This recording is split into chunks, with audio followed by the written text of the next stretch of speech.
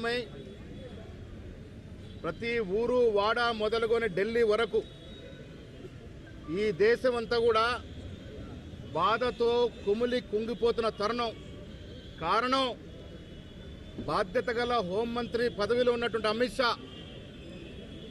మాకు దేవుడు సమానమైన అంబేద్కర్ గారి గురించి కించపరిచే విధంగా మాట్లాడమే కాకుండా రాజ్యాంగాన్ని అవమానపరిచే విధంగా మాట్లాడిన తీరుని అంబేద్కర్ని పూజించే కాంగ్రెస్ పార్టీ ప్రతి కాంగ్రెస్ కార్యకర్త ఇవాళ దేశంలో గ్రామం నుంచి ఢిల్లీ వరకు నిరసనలు ధర్నాలు చలో రాజ్భవన్ చలో కలెక్టరేట్ చేస్తూ ఉన్నాం. అమిత్ షా మాట్లాడిన తీరు వల్ల రాజ్యాంగం మీద నమ్మకం ఉన్న ప్రతి పౌరుడు యొక్క గుండెకు గాయమైంది. తీరని గాయం చేసిన అమిత్ షాని మంత్రివర్గం నుంచి తక్షణమే బర్తరఫ్ చేయాల్సిందిగా కాంగ్రెస్ పార్టీ కేంద్ర ప్రభుత్వాన్ని మోడీని కోరుతా వస్తూ ఉంది.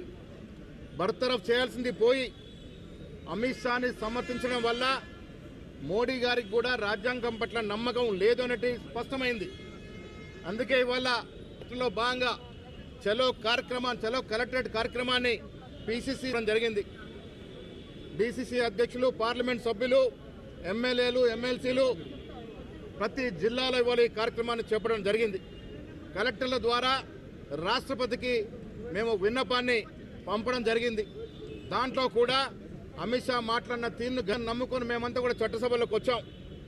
ఆ రాజ్యాంగాన్ని కించపరిచే అమిత్ షా మాట్లాడినట్టుగా అర్థమవుతా ఉంది. కొన్నేళ్లుగా ఈ దేశంలో ఆర్ఎస్ఎస్, బీజేపీ కుట్రలు పన్ని చరిత్రను తిరగరాసే విధంగా ప్రయత్నం చేస్తూ ఉన్నారు. గాంధీని, నెహ్రూల్ని మరిపించే విధంగా ప్రయత్నాలు చేస్తూ ఉన్నారు. దేశ ప్రజల గుండెలో చిరస్థాయిగా ఉన్నటువంటి గాంధీని, నెహ్రూని, ఇందిరాగాంధీని మరిపించే తరం ఎవరి వల్ల కాదు. రాజ్యాంగాన్ని మారుస్తాము అంటే కూడా రాజ్యాంగాన్ని ముట్టుకుంటే భస్మమవుతారనే మాట కూడా సందర్భంగా మనవి చేస్తూ ఈరోజు కలెక్టర్ ద్వారా రాష్ట్రపతికి మెమోరాండం సమర్పించడం జరిగింది.